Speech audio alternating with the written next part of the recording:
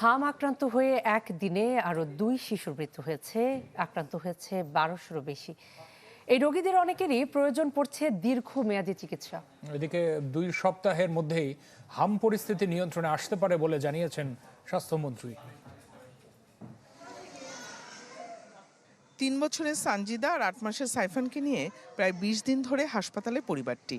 হাম থেকে সেরে উঠলেও নিউমোনিয়া, টাইফয়েড সহ আরও কিছু জটিলতা শুরু হয়েছে তাদের। ভালো হওয়ার পরেও অন্যান্য রোগ দেখা দিতেছে, ঠান্ডা, কাশি, পাতলা পায়খানা, প্রস্রাব হয় না, নিউমোনিয়া, টাইফয়েডের দিকেও যাইতেছে, তারপরে শ্বাসকষ্ট সমস্যা হইতেছে। সানজিদা, সাইফানের মতো রোগী হাসপাতালে আরও দেখা গেল। 103-4 রাত্রেও জ্বর, দিনেও জ্বর। সাবজেক্টে দিলেও কমে না। 1 ঘন্টা হয়ে মানে সাবজেক্টে দেওয়ার 1 ঘন্টা 1.5 ঘন্টা পর জ্বর কমে, যাওয়ার পরে 2 ঘন্টা 3 ঘন্টা পর আবার জ্বর চলে আসে। কিন্তু হামটা শেষ হয়েছে, বাথরুমও আবার করে, জ্বরও আবার আজকে আইছে, কাশও আইছে। চিকিৎসকরা বলছেন, নতুন ভর্তির সংখ্যা কমলেও জটিল রোগীদের লাগছে দীর্ঘমেয়াদী চিকিৎসা। এসব রোগীদের পুরোপুরি সুস্থ করে তোলাকেই বড় চ্যালেঞ্জ হিসেবে দেখছেন তারা। আক্রান্ত হওয়ার পরে ভালো হলেও অন্য ভাইরাস বা এই 4 থেকে 6 সপ্তাহ অন্য ভাইরাস, অন্য ব্যাকটেরিয়াতে আক্রান্ত হবে না এমন কোনো কথা নেই।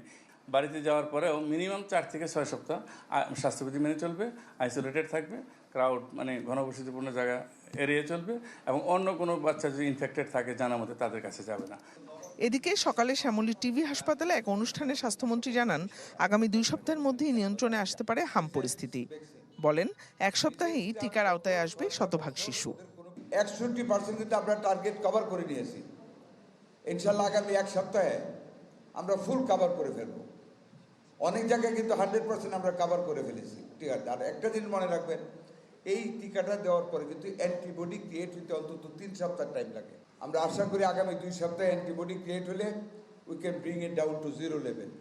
এছাড়া ডেঙ্গু সহ অন্য যে কোনো পরিস্থিতি মোকাবিলায়ও সরকারের যথেষ্ট সক্ষমতা আছে বলে জানান মন্ত্রী। জিনিয়া কবির সূচনা, চ্যানেল 24, ঢাকা।